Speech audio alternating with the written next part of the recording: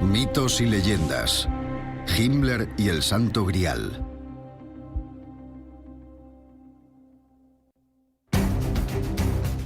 Es el tesoro más esquivo de todos. El cáliz que Cristo usó en la última cena, al que se atribuyen poderes milagrosos. Es la respuesta a tus necesidades, el bálsamo definitivo, la panacea, la solución de cualquier problema. El Santo Grial ha cautivado a cazadores de tesoros durante más de un milenio. Y Heinrich Himmler, el líder de las SS, llegaría a obsesionarse con encontrarlo. No subestiméis a Heinrich Himmler, siempre conseguía lo que quería. Removió cielo y tierra para buscarlo. Se dice que envió a grupos de fuerzas especiales en misiones de alto secreto. ¿Y quién mejor para enviar en busca del Santo Grial que Otto Skorzeny, el legendario oficial nazi? Y puso los recursos de las SS en manos del buscador del Grial más célebre de Alemania. Otto Rahn era el auténtico Indiana Jones. Y acabaría dejándose la vida en la mayor búsqueda del tesoro de los nazis. Esta es la historia de Himmler y su empeño por encontrar el Santo Grial.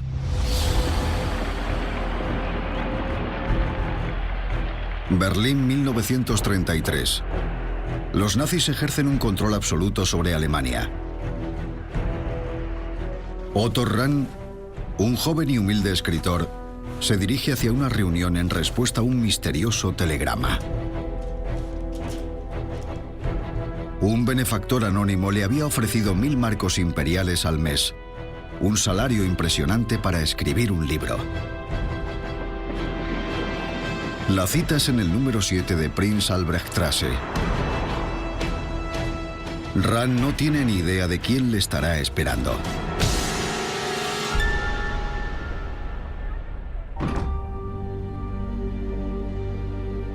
Y cuando entró se encontró nada menos que con el mismísimo Heinrich Himmler.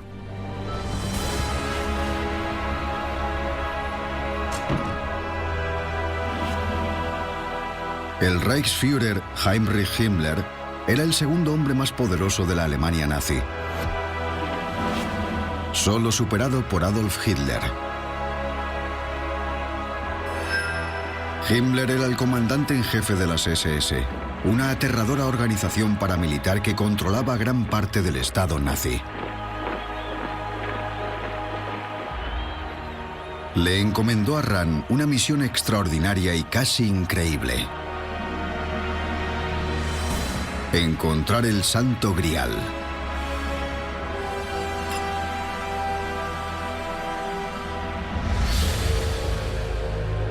El Santo Grial es el tesoro más buscado de la historia. El Santo Grial es la copa de la última cena, el cáliz que supuestamente usó Jesucristo para celebrar la primera comunión. Se cree que ese mismo cáliz fue utilizado por uno de sus discípulos, José de Arimatea, para recoger la sangre de Cristo mientras estaba clavado en la cruz. Pero según otras leyendas es todavía más antiguo y fue usado por Abraham, el patriarca del pueblo judío. Otros afirman que es la copa de Abraham. Parece ser que formaba parte del tesoro sagrado de los judíos y que lo transportaban junto al Arca de la Alianza. A lo largo de los años, la leyenda del Santo Grial ha ido aumentando y cambiando. Se ha llegado a decir que era una piedra o una bandeja, pero normalmente suele ser un cáliz. Sea lo que sea, todas las leyendas coinciden en que el Grial ostenta poderes milagrosos. Y se supone que concede a su poseedor la vida eterna.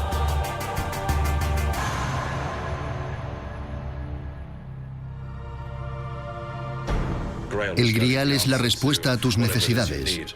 Te saciará cuando tengas hambre, te curará cuando estés herido. Es como el bálsamo definitivo, la panacea, la solución de cualquier problema.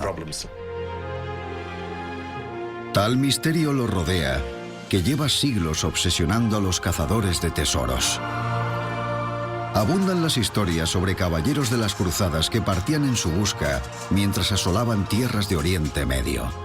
Y muchas leyendas del mítico rey Arturo y sus caballeros trataban sobre su búsqueda del Santo Grial.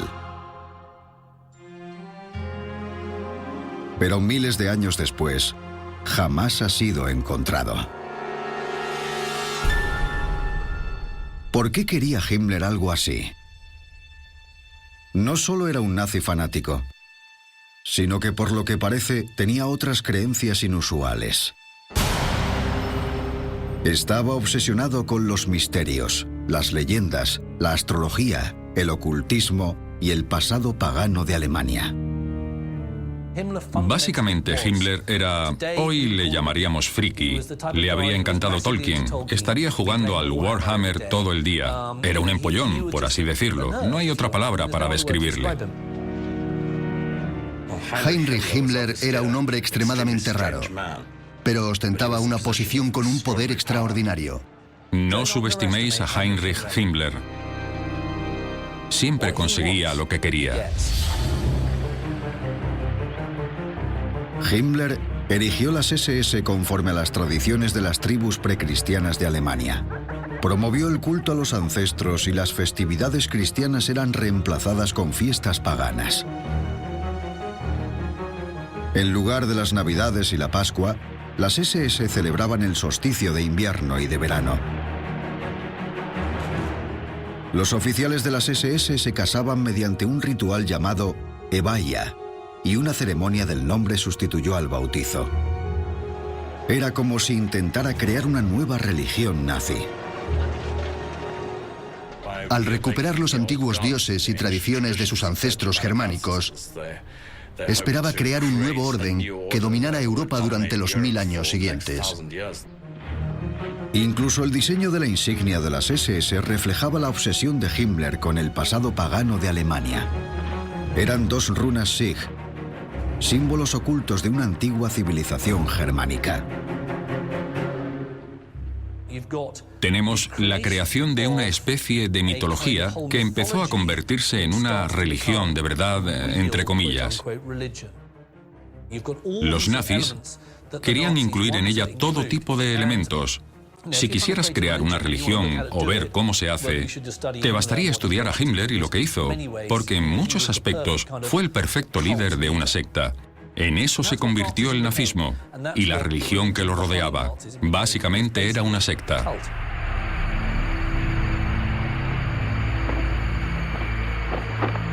La obsesión de Himmler con el misticismo le llevó a centrarse en una de las mayores leyendas que existen: la del Santo Grial. Eligió el castillo de Babelsberg, al norte de Alemania, como cuartel general. Instaló una tabla redonda y una cámara de rituales en el sótano de una torre orientada al norte. Nombró las habitaciones en honor al rey Arturo y al Santo Grial. Este sería el Camelot de Himmler. Un castillo para su nueva orden de caballería.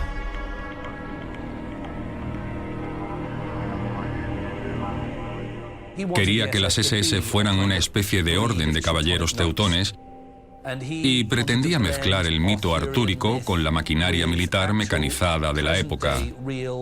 Quería los mismos valores caballerescos que desprenden las leyendas del Santo Grial. Ya tenía su castillo y sus caballeros. Solo le faltaba una cosa.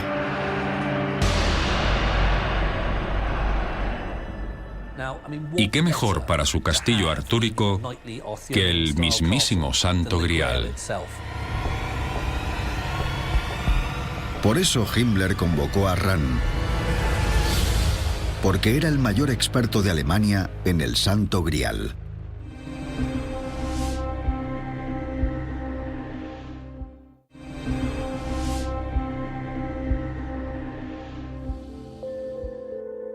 Otto Rahn nació en 1904 y creció durante los horrores de la Primera Guerra Mundial. Como válvula de escape se sumergió en las leyendas y la mitología. Le encandilaron los mitos y leyendas del pasado, porque el presente no era tan agradable. Así que recurrió a los libros y las historias de Wodan, Dolnar y demás relatos nórdicos. Su mito favorito, muy popular en Alemania, era sobre uno de los caballeros de la tabla redonda, Perceval, que en Alemania era conocido como Parsifal. La versión más popular de la historia fue la escrita por Wolfram von Eschenbach en el siglo XIII. En ella, un joven Parsifal va en busca del misterioso Grial. En la versión de Eschenbach, no es una copa, sino una piedra. Describe el Grial como una piedra oscura en el interior de un relicario. Y según Eschenbach, cualquiera que tuviera la piedra o se encontrara cerca de ella, gozaría de la vida eterna y sería sanado. Según la leyenda, Parsifal finalmente encuentra el Grial en un castillo mítico que Eschenbach llama Munsalvesh.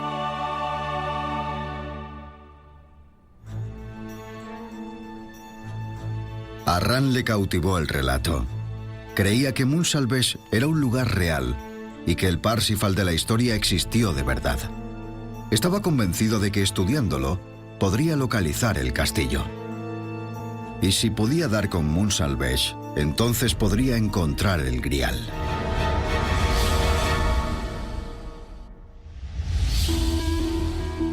El joven Ran se dedicó a investigar estos mitos. Creo que a Otto le entusiasmó la idea de descubrir la verdad tras esas leyendas. Tenía una mente alemana muy metodológica y lo que intentó fue deconstruir el mito, descubrir quiénes eran los personajes históricos que se convirtieron en figuras mitológicas. En su trabajo se pueden observar mapas y genealogías. Tras años de investigación, Ran finalmente dio con una pista. La encontró en las canciones de los trovadores, los poetas itinerantes de las cortes medievales de Francia. Otto Ran decidió que las canciones de los trovadores eran el único registro auténtico de lo que había ocurrido. Muchos de los documentos de la época habían sido destruidos, pero a través de las tradiciones orales, de las canciones y de las leyendas, se transmitía lo que había ocurrido y sobrevivió hasta su época. En algunas canciones, los trovadores mencionaban una secta religiosa medieval llamada catarismo. Según se decía, los cátaros poseían fantásticos tesoros, entre ellos una reliquia sagrada, una roca que había caído del cielo. Ran estaba seguro de que esa reliquia debía tratarse del Santo Grial, descrito por Eschenbach. Los cátaros existieron en la realidad.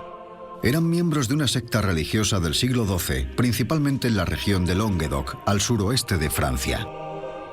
Lo que llamamos catarismo es en realidad una variación del cristianismo que creía que no eran necesarios los intermediarios entre Dios y los hombres, que cualquier individuo podía mantener una comunicación directa con Dios, lo que significaba que toda la jerarquía de curas, prelados, cardenales, que la iglesia entera era irrelevante.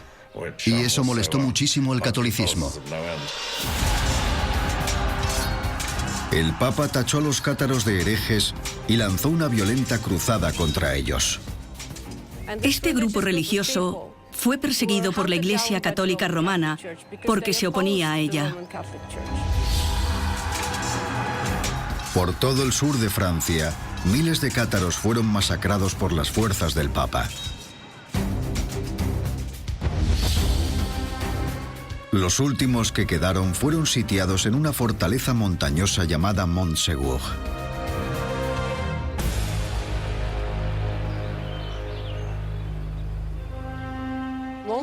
Montsegur fue el último bastión de los cátaros en 1244. Cuando los cruzados entraron en el castillo no encontraron ni rastro del mítico tesoro ni de las infinitas riquezas que habían esperado. A lo largo de los años surgieron leyendas y rumores sobre lo que ocurrió de verdad con el tesoro de los cátaros, los tesoros de su fe. Ran descubrió historias locales según las cuales los cátaros habían conseguido sacar a escondidas los tesoros antes de la rendición del castillo. Ran estaba convencido de que la leyenda era real y que el Grial tenía que estar escondido en Montsegur. Me imagino a Ram pensando que esos eran los lugares descritos en el mito original. Ciertamente estaba entusiasmado con todo lo que había encontrado. Otto estaba seguro de que ahí encontraría el Grial, que tenía que ser el lugar donde lo hubieran escondido. Incluso antes de ser llamado ante Himmler, Ran había viajado a Montsegur, una hermosa y remota zona de los Pirineos franceses. Estaba convencido de que el Grial se encontraría en las inexploradas montañas de la región. Se pasó años recorriendo la zona. Ninguno de esos lugares aparecía en los mapas en aquella época. Nadie conocía la historia ni la existencia de las cuevas o los castillos. Era una labor complicada y ardua, pero Ran no se amilanó y siguió invirtiendo dinero en la búsqueda. Pero después de 2 años de costosas exploraciones se le acabó el dinero.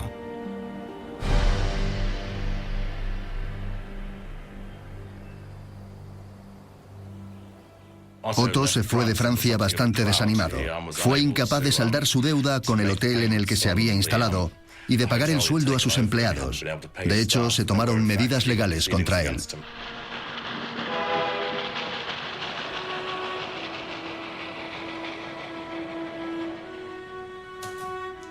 Cuando volvió a Alemania, lo único que había conseguido con sus esfuerzos eran notas para un libro.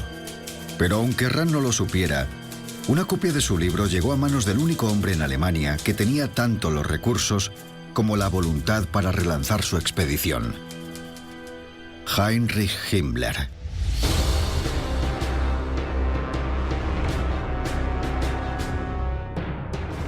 Antes de que los nazis llegaran al poder, personas como Otto Rahn eran figuras intrascendentes, obsesionadas con encontrar el Santo Grial. Era algo que nadie se planteaba de verdad, pero de repente llegó un nuevo régimen que se tomaba ese tipo de cosas en serio.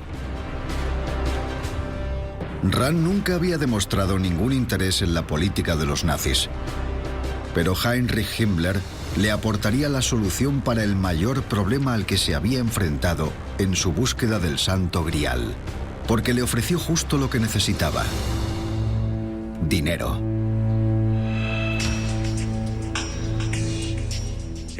Le dijo que las SS se encargarían de financiar su investigación y que le darían el dinero que necesitara para continuar con su búsqueda. La única condición era que tendría que llevar un uniforme negro y responder ante sus superiores. Ran pasó a formar parte de las SS, una organización que reclutaba a sus miembros entre la élite aria de la Alemania nazi. Se les exigía que demostraran su pureza étnica, comprobando su genealogía hasta el siglo XVIII. Las SS controlaban algunos de los aspectos más intimidatorios del Estado nazi, como los campos de concentración y la policía secreta. A pesar de todo eso, para Ran no supuso un problema unirse a ellas. Si no tienes dinero, alguien te ofrece 1000 marcos imperiales al mes y lo único que tienes que hacer es unirte a las SS. Después de lo cual tendrías carta blanca para ir a cualquier lugar de Europa y hacer lo que más te gusta, que para Otto era investigar. Dices que sí, que aceptas el dinero, que irás a encontrar tesoros. ¿Por qué no?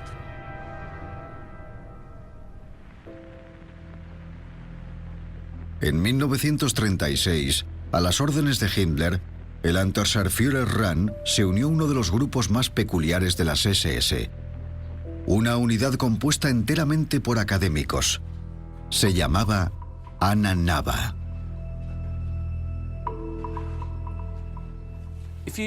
Si quieres un clásico ejemplo de cómo los nazis manipulaban el intelectualismo y el comportamiento académico, no hay más que echar un vistazo a la Ananaba.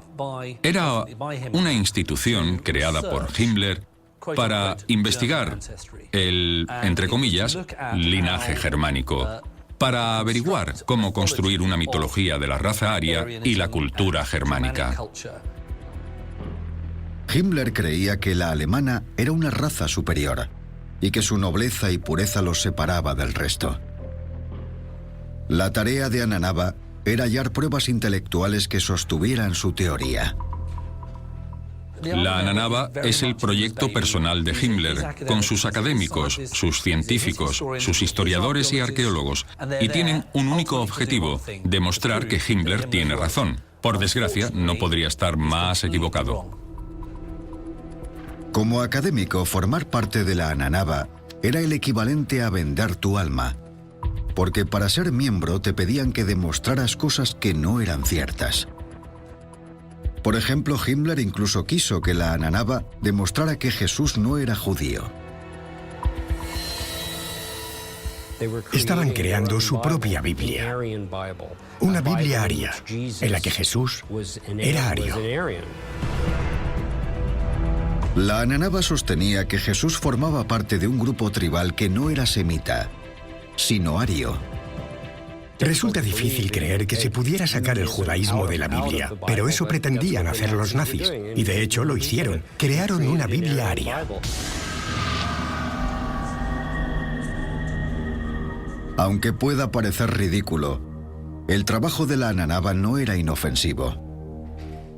Hay que tener mucho cuidado de no menospreciar a la Ananaba como un puñado de raritos inofensivos. No, esta gente estaba dispuesta a trastocar sus propios conocimientos, su excelencia académica, para justificar algo que más tarde se usaría para asesinar a la gente. Pero en ese momento, Rand hizo la vista gorda. Y a cambio, recibió una generosa financiación para su búsqueda del Santo Grial. Con el respaldo de Himmler, Rand se dedicó de lleno a su investigación y pronto publicó un segundo libro, La Corte de Lucifer.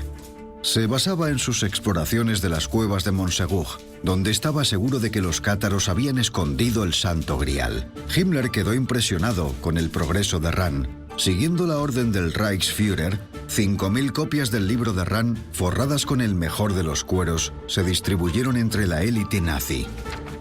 Los libros de Otto, el primero sobre la cruzada contra el Grial y la secuela de la Corte de Lucifer, se convirtieron rápidamente en lectura obligatoria para ciertos niveles dentro de las SS. Si alcanzabas cierto rango, se te exigía que leyeras a Rand, y apuesto a que muchos echaron pestes por tener que tragarse ese material. Con el apoyo de Himmler, Rand ascendió de rango en las SS, aunque no era el oficial prototípico. Era un erudito, un académico, un escritor y un poeta, no un guerrero. Era un soldado terrible. No estaba en muy buena forma y fumaba demasiado. No era muy útil en el campo de entrenamiento y tenía muy mala puntería. Aún así, rápidamente le promocionaron y acabó siendo un Obergruppenführer. Pero su nuevo poder y riqueza le costaron su integridad.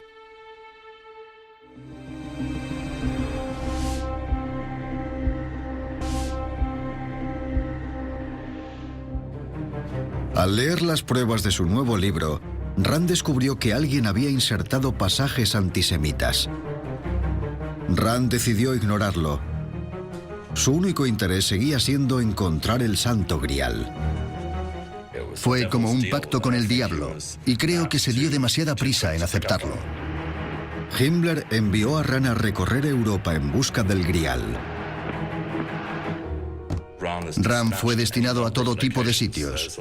Hay muchas cartas de aquella época en las que Otto solicitaba permiso para visitar varios sitios y realizar excavaciones. Son literalmente listas de lugares. Visitó los sitios paganos más famosos de Europa. Realizó excavaciones en monumentos precristianos de todo el continente, incluida la Extersteine, un complejo megalítico al noroeste de Alemania que las tribus germánicas habían venerado durante siglos. Himmler llegó a mandar a Rand hasta Islandia, encabezando una expedición de las SS en busca del Santo Grial.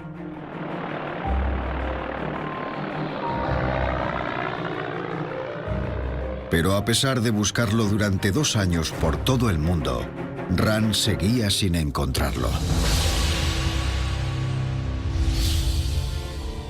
El hecho de no poder localizar el Grial físicamente le puso muy nervioso, porque no podía complacer a Himmler del modo que él quería.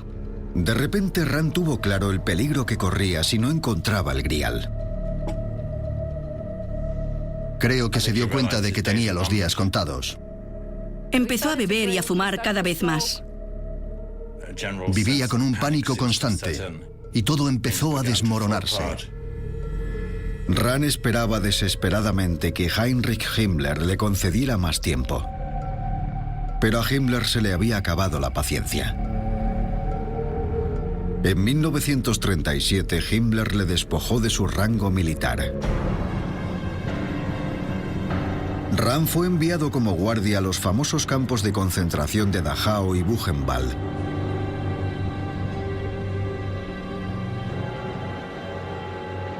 Los nazis construyeron los campos de concentración para encarcelar a los individuos social y políticamente indeseables.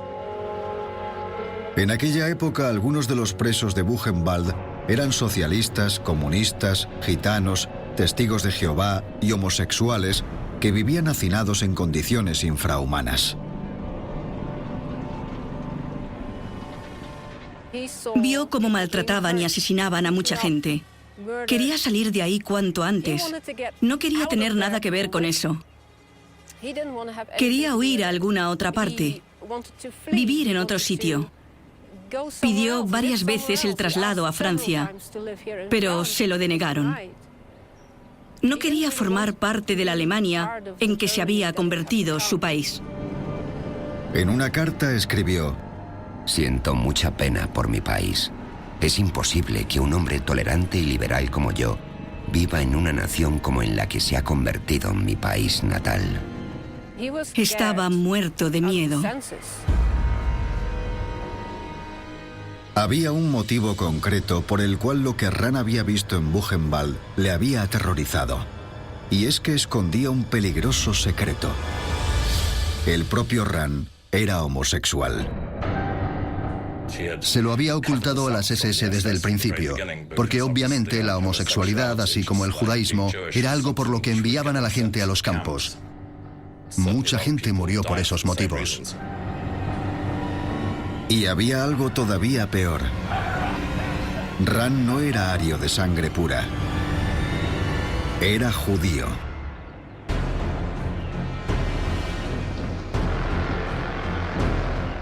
Sus raíces eran judías por parte de su madre, Clara, algo que había logrado esconder durante un largo periodo de tiempo. Como miembro de las SS, Rand debía demostrar que sus antepasados eran de la raza aria, algo que había estado evitando hacer deliberadamente. También está la cuestión de su Ahnenpass, un certificado de pureza racial que tenía que rellenar, pero nunca envió. El Ahnenpass requería 4 generaciones de antepasados de linaje germánico. Si Rand hubiera enviado el suyo, habría sido el equivalente a un suicidio. Él confiaba en que si hallaba el Santo Grial, a nadie le preocuparía su Ahnenpass. Pero fracasó en su búsqueda. Y en 1939 se le acabó la suerte. Se descubrió que sus padres, y en concreto su madre, eran judíos. Y era obvio que él era gay, como mucha gente había comunicado a sus superiores. Un oficial gay judío de las SS no podría sobrevivir mucho tiempo en la Alemania nazi. Eso, junto con su fracaso a la hora de encontrar el Grial, redujo considerablemente sus opciones. La posición de Rand dentro de las SS se volvió insostenible y debió darse cuenta de que quedarse sería un suicidio.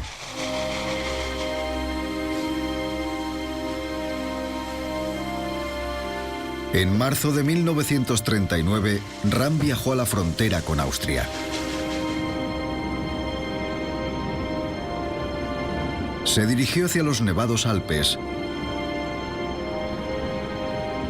donde en invierno las temperaturas son inferiores a 0. Rand llevaba consigo solo una botella de whisky y unos somníferos.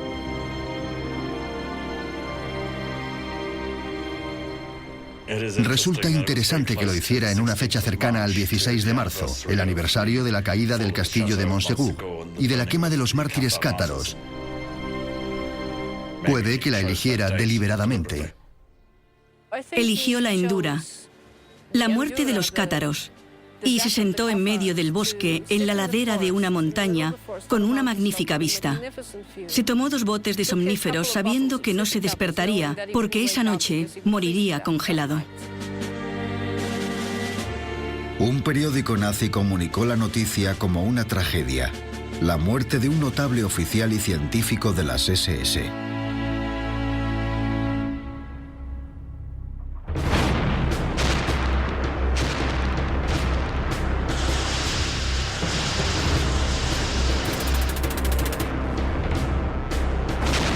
En 1939 se declaró la guerra en Europa.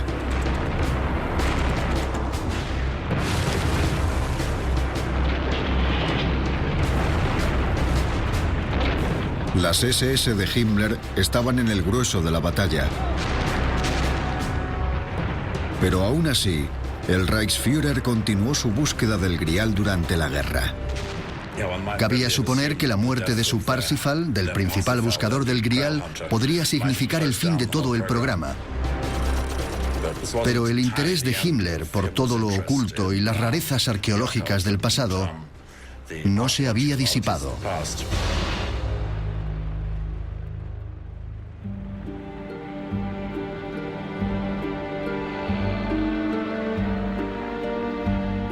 En 1940, Himmler visitó Barcelona mientras Hitler se reunía con Franco en Hendaya para convencerle de que España participara en la guerra.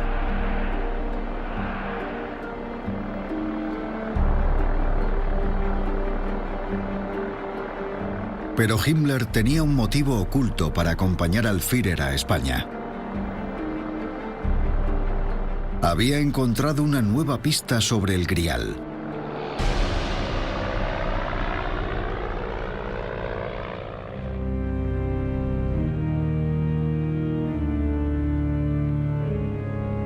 Esta pista llevó a Himmler hasta la abadía de Montserrat, a 1 hora de Barcelona.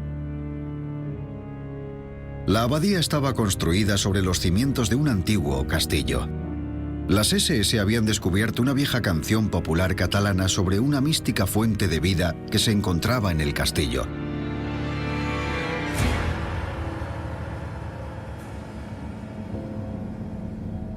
Himmler creía que el castillo del Grial podría no haber sido Montsegur, en Francia, sino Montserrat, en España.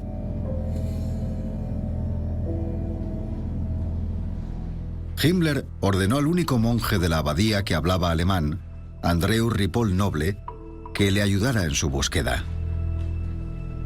Pero si el monje sabía algo, decidió no contárselo a Himmler, y el Reichsführer se marchó de España con las manos vacías. Sin embargo, parece que la búsqueda no terminó ahí. La siguiente fase de la historia fue relatada por un escritor estadounidense, Howard Buchner, en 1991.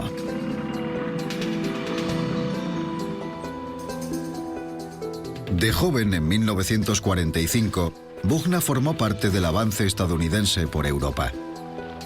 Al igual que Rand, quedó fascinado por la leyenda del Grial. El coronel Howard Buchner, que había sido un cirujano del 3er Batallón del ejército estadounidense, supuestamente fue el primer médico aliado que entró en Dachau. Se supone que allí obtuvo información de un oficial preso de las SS que incluyó en su libro sobre la búsqueda nazi del Santo Grial. Buchner escribió un libro llamado La Copa Esmeralda, un libro muy curioso. Según las fuentes de Buchner, después de que Himmler descartara a España, volvió a centrar su atención en los Pirineos franceses. Pero en esta ocasión lo hizo con un enfoque radicalmente diferente. Frustrado con los esfuerzos de académicos como Rand, Himmler le pidió a uno de los mayores héroes militares del Reich que se encargara de la búsqueda, a Otto Skorzeny. Era un auténtico oso. Muy alto, encantador e imponente. Tenía una gran cicatriz en la mejilla y era un nazi recalcitrante.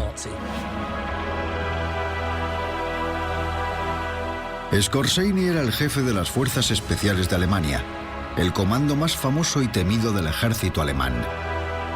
Era audaz e intrépido, un héroe entre los nazis. Según Buchner, Himmler había enviado al mismísimo Otto Skorzeny, el famoso paracaidista y comando, al que llamaban el hombre más peligroso del mundo, a recuperar el sagrado tesoro. Himmler lo había intentado con científicos y cerebritos.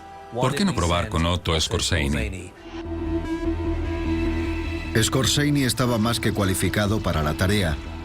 En septiembre de 1943, lideró un arriesgado ataque en una prisión de los Alpes italianos para liberar al dictador italiano Benito Mussolini. Un escuadrón de élite del ejército alemán se lanzó desde un planeador y fueron recibidos con un intenso fuego enemigo.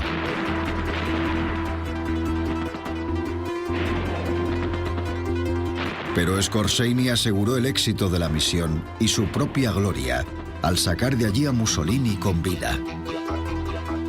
En muchos aspectos, es el representante definitivo de la maquinaria de lucha nazi. ¿Quién mejor para encontrar el Grial que Otto Skorzeny?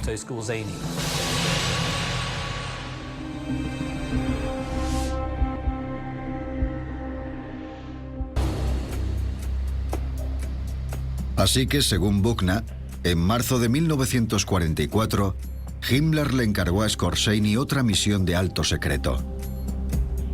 En esta ocasión, ir al castillo de Montségur en Francia para encontrar el Grial.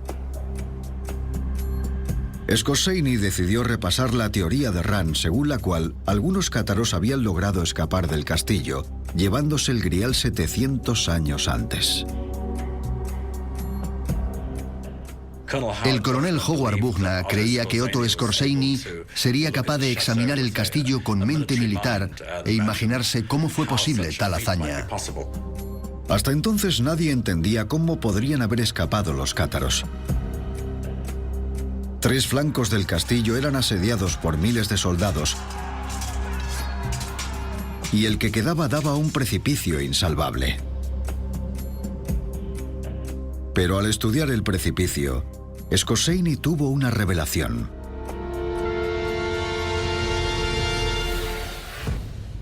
En uno de los lados del castillo hay un escarpado precipicio y obviamente todos pensaban que era imposible que el Grial no pudiera estar ahí escondido. Pero como supuestamente Skorzeny era un genio de la táctica militar, fue el primero que dijo, ¿y si estuviera escondido allí? Skorzeny descubrió que usando cuerdas, los cátaros podrían haber descendido sin ser vistos por las paredes del castillo que daban al precipicio. Si estaba en lo cierto, habían estado buscando en el lado erróneo de la montaña. Skorzeny supuso que los cátaros habrían utilizado la ruta más improbable para escapar del castillo, es decir, el precipicio. Y según cuenta Buchner, no tardó en encontrar su rastro en la base del precipicio.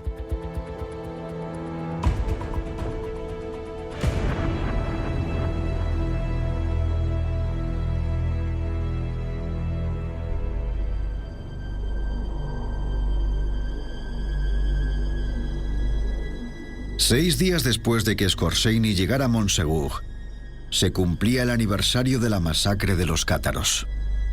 El 16 de marzo de 1944 era el 700 aniversario de la caída del castillo. Un pequeño grupo de gente decidió celebrar la fecha con una pequeña ceremonia en la base del castillo.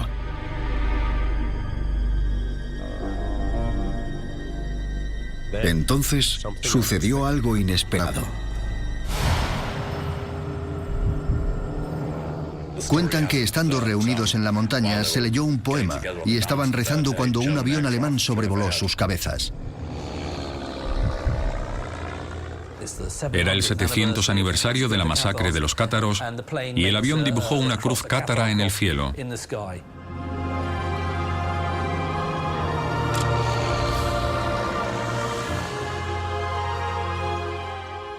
Bugna afirma que era una señal de Himmler, de que Skorzeny había tenido éxito en su misión de recuperar la Copa Esmeralda.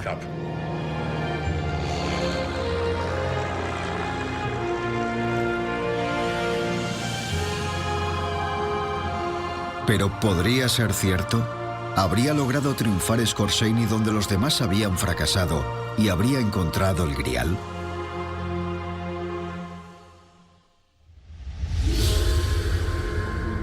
Sin duda alguna, la historia de Bugna es entretenida, pero tiene un problema fundamental. Y está relacionado con Otto Skorzeny. Cuando oigo el nombre de Otto Skorzeny relacionado con alguna historia fantástica, para mí es un claro indicador de que lo más probable es que la historia no sea más que una patraña. Aunque Skorzeny existió en la realidad y fue capturado por los aliados al final de la guerra, no pudo haber liderado esa misión. Al relacionar a Skorzeny con el supuesto descubrimiento del Santo Grial en el 700 aniversario de la caída del castillo, tendría que haber estado allí el 16 de marzo de 1944. Pero los aliados tienen pruebas de que Otto Skorzeny estaba en Yugoslavia en marzo de 1944, donde los alemanes estaban inmersos en una cruenta lucha. Lo cierto es que cuando supuestamente debería estar encontrando el Santo Grial en Francia, en realidad estaba en algún lado del frente oriental. La historia de Bugna se vuelve todavía más descabellada al afirmar que los nazis llevaron el Grial en un submarino a la Antártida, donde lo escondieron en una cueva de hielo en una base secreta nazi de las montañas Mühlich-Hoffmann. Es una historia maravillosa. Y después de las películas de Indiana Jones, nos encanta la historia de soldados nazis saqueando un castillo en los Pirineos. Es una historia divertida, pero no es real. Aunque la historia de Bugna sea pura fantasía, la de la búsqueda del Grial por parte de los nazis no lo es. Heinrich Himmler estaba obsesionado con el misticismo y financió costosas expediciones en busca del Grial, entre ellas la de Rann, pero nunca lo encontró, debido probablemente a que jamás haya existido. Finalmente los aliados capturaron a Himmler al final de la guerra, el cual se suicidó bajo custodia de los británicos. La espeluznante verdad es que millones de personas de toda Europa perdieron sus vidas, siguiendo las órdenes directas de este hombre. Órdenes que los nazis intentaron justificar mediante el trabajo de la Ananaba y hombres como el buscador del Santo Grial, Otto Rann.